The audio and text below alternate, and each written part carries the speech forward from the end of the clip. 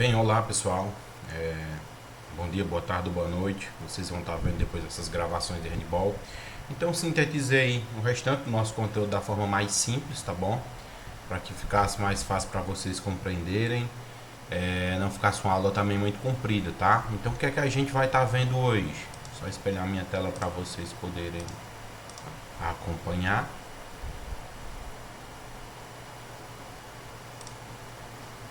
De tudo nós já falamos um pouco sobre o handball e hoje a gente vai estar falando sobre as qualidades físicas que são exigidas dentro do handball, né? Então, dentre as qualidades físicas que são exigidas para a prática do handball, saindo um pouco agora da parte escolar, podendo entrar até na parte de treinamento, nós temos a resistência, a força, a velocidade e coordenação, tá bom? E é claro, a gente vai estar vendo cada uma delas, bem como aí a agilidade e a flexibilidade, tá ok? Então, para um bom atleta, né, exige-se de handball, mas também aplicando a qualquer outra modalidade esportiva, basicamente exige-se que ele possua resistência, força, velocidade, coordenação, agilidade, flexibilidade na medida do possível, tá bom? Para que ele possa ter o maior e melhor aproveitamento, tanto no que se refere ao contexto da prática, quanto também ao aproveitamento do atleta em quadro, tá? Então, algumas coisas que eu vou estar falando, elas são até bem generalistas dentro de qualidades físicas voltadas para o esporte. Então, para cada um desses grupos de exigências físicas, né, para o atleta, é preciso compreender que há, sim, algumas particularidades.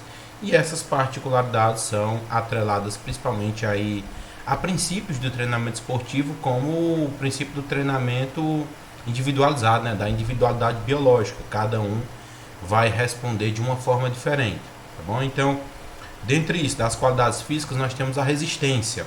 Então, na resistência, podemos distinguir três grupos ou subgrupos específicos. A resistência muscular, a qual ela é dividida em geral, que corresponde a 1/7 ou 1/6 da musculatura esquelética, tá bom, do corpo, e é localizada correspondente a 1/6 ou 1/7 da musculatura corporal.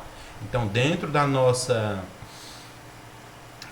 concepção muscular, numa composição aí, se a gente fosse entender ela num total de 6 ou 7 partes, a resistência muscular localizada ela corresponde a 1/7 ou 1/6 da estrutura muscular, não só, eu vou colocar do atleta e do não atleta, mas corresponde à estrutura muscular de um atleta e de uma pessoa não atleta. É claro que vai variar de acordo com o nível de treinamento. Dentre isso, nós também temos o subgrupo que é a resistência aeróbia ou aeróbico, tá bom? Que é relativo à oxigenação do organismo por meio da respiração. Então, já colocando em pauta, nós temos atletas que vão ter mais resistência muscular, outros menos resistência muscular, mais resistência aeróbica, mais resistência anaeróbica, e cabe assim às vezes montar até um programa de treinamento adequado para o indivíduo, para o atleta, ok? Então vai muito daquele conceito de individualidade biológica. Então, no conceito aqui, no aspecto do subgrupo aeróbico, tá bom? Da resistência, né? É relativo à oxigenação do organismo por meio da respiração, ou seja, a produção de energia, a manutenção dessa energia durante uma partida em picos ou em momentos aeróbicos, ok? E o subgrupo anaeróbico, isso aqui é até uma questão bem fisiológica que vocês já viram, mas é importante ressaltar e frisar que tem o seu ponto de vista e o seu direcionamento dentro da prática esportiva. Aqui especificamente a gente está trazendo para o handball, tá? No subgrupo anaeróbico, ele é relativo à produção de calor, adrenalina e musculatura, tá bom? É claro que isso aqui a gente vai colocar exemplos, situações de ataque rápido. O atleta vai utilizar muita respiração anaeróbica e pouca respiração aeróbica, tá bom? Então, porque são tiros de velocidade, a gente sabe que tem uma queda de energia bastante rápida e um momento de duração bastante curto, ok?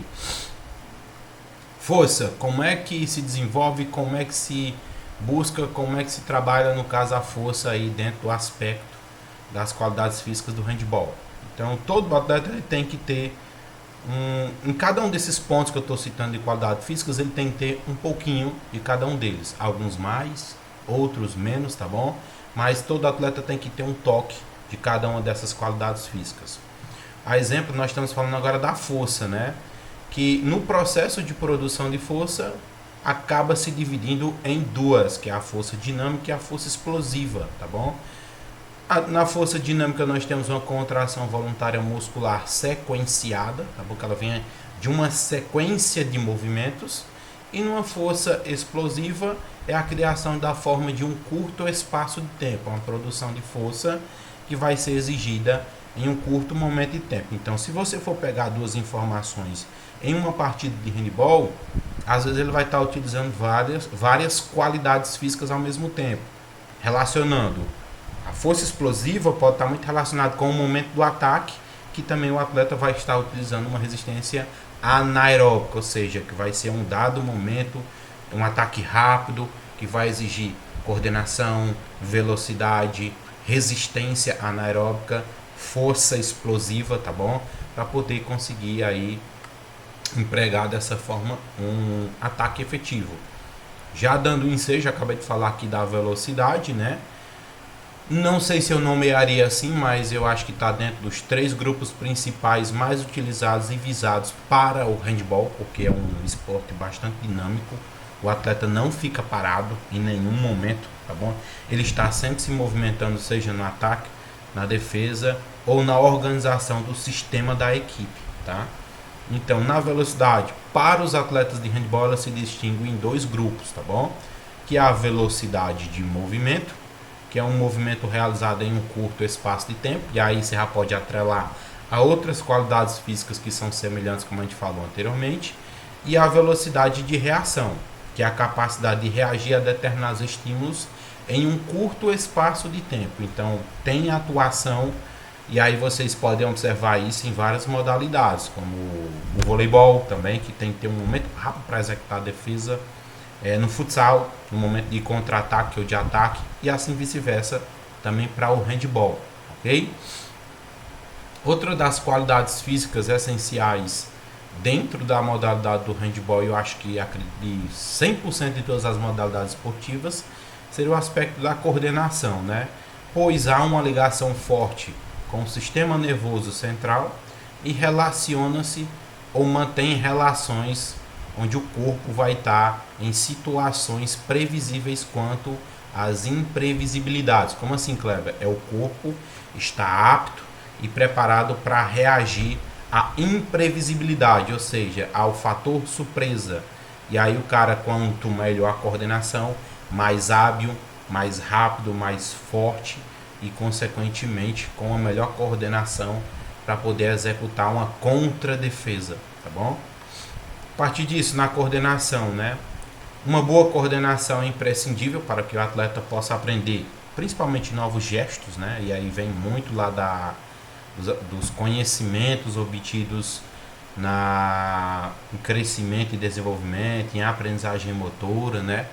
Então, é uma base de coordenação imprescindível para que todo atleta possa aprender novos gestos. E aí, existem várias modalidades esportivas, cada uma delas tem seus gestos esportivos específicos, tá bom?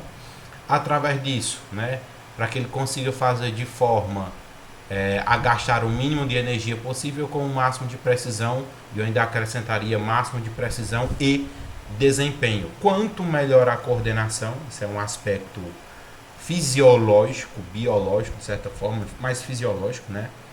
Mais o atleta consegue ter uma eficácia nos movimentos com menor gasto de energia.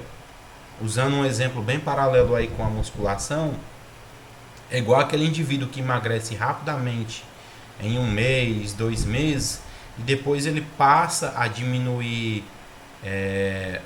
ele tem uma dificuldade de perder peso. Por quê?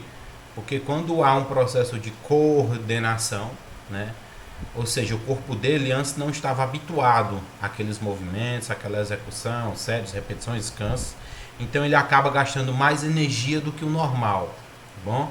A partir desse momento de adaptação, que entra num aspecto de coordenação também, ele vai ter mais eficácia no movimento com menor gasto de energia. Então, por isso que quanto mais treinado o indivíduo, mais difícil é você promover aspectos de modificação dele, tá bom? E aí por isso que a gente tem que dar vários estímulos. Então, qualidade física da agilidade, né, está relacionada às mudanças de direção, sentido, né? Quanto mais rápido forem, maior agilidade deve render ao executor. Então, quanto maior a agilidade do atleta, mais facilmente, mais rapidamente ou com menor gasto de energia, esse atleta consegue fazer as mudanças de direções, de sentido, no momento do ataque, na defesa, na posse de bola, na recuperação de bola, para poder ter o máximo de desempenho possível durante uma partida, né? Então, quanto melhor a agilidade, mais fácil ou melhor vai ser o desempenho desse atleta em qualquer modalidade esportiva, tá bom? E na flexibilidade, né, que é um tema já não tanto discutido, mas com algumas coisas bem engessadas, outras nem tanto, né? Qual a importância da qualidade física, da flexibilidade dentro do esporte, especificamente no handball, né? Então, é uma capacidade que está relacionada aos movimentos corporais de grande amplitude, e aí isso vai se aplicar dependendo do tipo de atleta, dependendo do tipo de situação específica, tá bom? Que podem realizar sob forças externas ou não, né? Podem também ser relacionadas ao envolvimento de várias articulações que podem ser somadas para formar um movimento. Exemplo, né? Dando um aspecto bem direcionado ao handball. O goleiro do handball tem que ter um nível de flexibilidade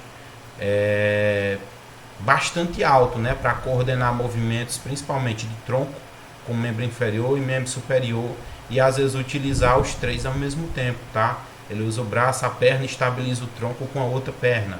Então as defesas no handball são realizadas dessa forma, tá bom?